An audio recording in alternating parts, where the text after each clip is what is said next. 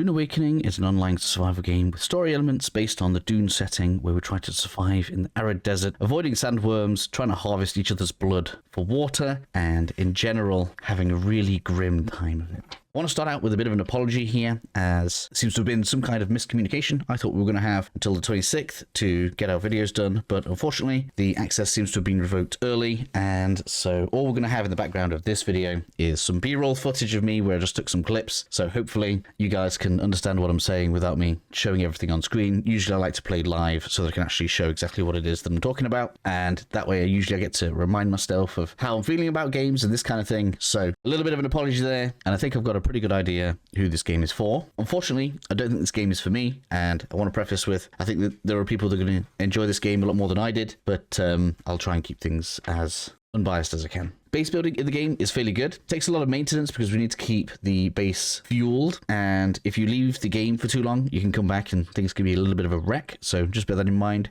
I think that's a balance issue because the servers are permanently online, so something like Once Human, if you've played a game like that before, we have some fairly similar situations, and I think it's probably a good way to avoid having people come in, build some bases, and then it just clusters everything up. Instead, in this game, once your base runs out of fuel, it's going to start taking damage from sandstorms within the game, and eventually it will get destroyed. The base building itself is quite nice. It's not as good as something like Enshrouded, or I actually like in Ark Survival Evolved that you can build over objects a little bit easier. We don't get to do very much in the way of like clipping, so we can't do anything janky to make some fairly unique creations, but there are a good amount of tiles, a good amount of shapes, so you can make something pretty impressive fairly easily, so that's quite good, and I do like that a lot. You can also save blueprints of your base. This is kind of important. There's some weird pacing of the game, which I'll get into later, but we're still talking about base building right now. When you are moving around the map, if you're able to, in the preview at the very least, you're able to have two bases, which means you have like your main base and then a sub base, which you can move around if you want to. The only problem with this is, unlike something like Once Human, where you can transport your actual base with all of its resources, all you're doing is planting a blueprint, so you'll have to regather resources and this kind of thing. So realistically, I don't think it's as useful as maybe it was intended. But the progression is pretty straightforward. You place your blueprints down, add some resources, and then you can just kind of build your way around. It's quite cool. I do like the base building in this game. Getting on to some more gameplay elements. Platforming in the game is pretty good, actually. You are able to do a lot of jumping around, and depending on the suspensor belt that you have equipped, you are able to modify how your platforming feels. Realistically, the one that allows you to float, which you get in the second zone, makes a huge difference because so long as you have a little bit of momentum, you can jump up cliffs and you can save yourself when you fall down cliffs, which means I assume a lot of people are probably going to be using that one, but we have the ability to adjust to have like a double jump or other things like this. So pretty cool. Quite like it. The game feels like it has a high difficulty spike. The first area feels fairly easy. You're going to be going around the first zone, particularly like the very start areas, in general feeling like you're having a really good time. But then the game's going to ask you to cross a rather large desert into a new zone. And once you get over there, enemies are significantly harder, more difficult than maybe you might expect them to be, and a huge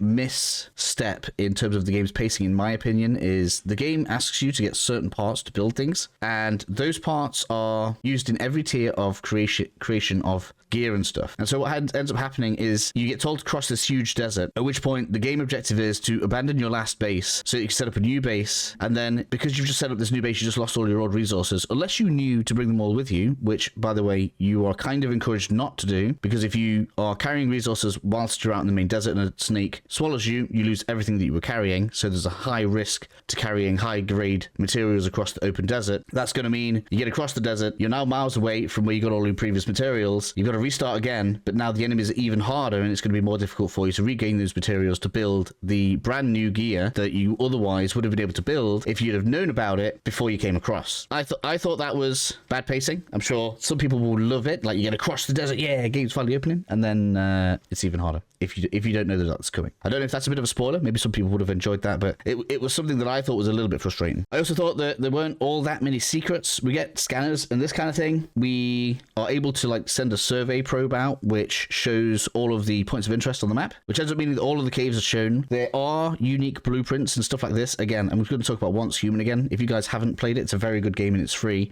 But this is kind of where it falls down a bit against Once Human. Once Human, you are able to get a unique item, if you like that item, you can actually upgrade it to the future tiers, whereas in this game, that is not the case. If you find a cool item that has cool abilities, that's not going to stick with you for the rest of the game. And so there's kind of a bad feeling in, like, let's say in the first zone, which they call the copper zone, you go off, you find a really cool burst rifle, for example. In the next zone, you're just going to get rid of it because the base weapon of the next zone is better than the burst rifle that you just got. So until you get to the end of the game, trying to farm out like the really good stuff is probably not important. I'm not saying that it won't help. Like, if you feel like you're struggling getting through the game, you can obviously set yourself up better, move on to the next zone. But then again, like I say, it encourages you to abandon the stuff from the last zone. So like I say, there's some strange pacing in my opinion, but if you know that it's there, you can plan for it. Coming to combat, which is obviously a very important thing to me. Gunplay is very solid. I can't really say much else. Headshots are there. Good hit registration. Once you know what you're doing, you're able to deal with things like shields and stuff. The combat is very good, and I think the moment-to-moment strategic combat in PvP is going to be really, really good. I didn't participate in PvP myself, but I did speak to some of the creators, and they said it was very fun in PvP. So I think a lot of people are going to enjoy that aspect of the game, which is probably who this game is aimed at. So if you play like a lot of survival games and wish there was a bit more player-on-player action, I think this is going to be a good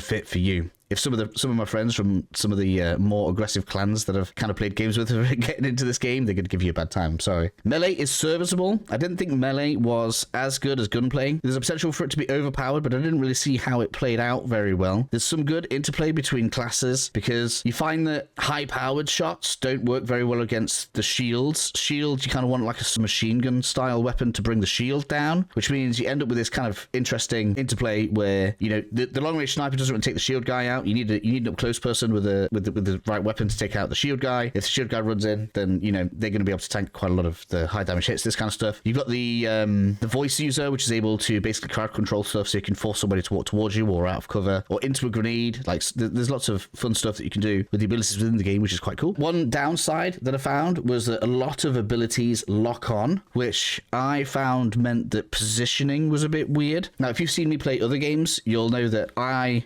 guess this comes from liking Dark Souls games, I enjoy being able to space and position myself correctly with an enemy so that I can kind of intuitively avoid moves like this, but that's not what happens here. For example, if you're using the Menta, you've got like this poison grenade, you just hold it down and it'll mark an enemy, let go, and it hits the enemy. So there's not really much in the way of like evasion. We don't seem to get like good iframes from dodging or anything like this. This is the same for like the melee character. The melee character has this like knee charge thing, which I used, and that locks on as well. So very difficult to avoid these kinds of abilities. And if people are spamming them at you, it can be kind of annoying, especially when there's like NPCs. If you've got like 3 or 4 of the shielded melee enemies, they can all be doing this knee charge at you, and it's very difficult to avoid them. In fact, I got stun locked to death once by 3 of them. So if they do decide to spam that move at you, it can be a pretty bad time. I think this game is probably best played with friends. There are some dungeon areas of the game. Obviously, I didn't get to see the high level ones because this was just the first zone of the game. This was a preview. Obviously, I didn't see like the end game or probably like the best content the game's going to have to offer. It feels really rough solo, but the moment you got like a friend with you, the game significantly increases in fun value, in my opinion. Even if it's a random, like I was in a dungeon with somebody. Well, not with somebody. I was in a dungeon. I noticed there weren't that many enemies around, and I ended up catching up with the other guy who seemed to be struggling a little bit. But then we got there. It was like tag, high five, let's go. And then we kind of go through the dungeon. You don't steal each other's loot or anything. So the only real thing you end up bickering over a little bit maybe is the blood because you want the water. But overall, I think this is going to be better in group play than solo play. I would usually do a good breakdown of classes here, but I can't show you anything because I don't have it all up in front of me. But overview for that is I don't think we're going to see much in the way of build variety between classes. Instead, it basically works out that you can unlock all of the different abilities. A lot of them are really fun,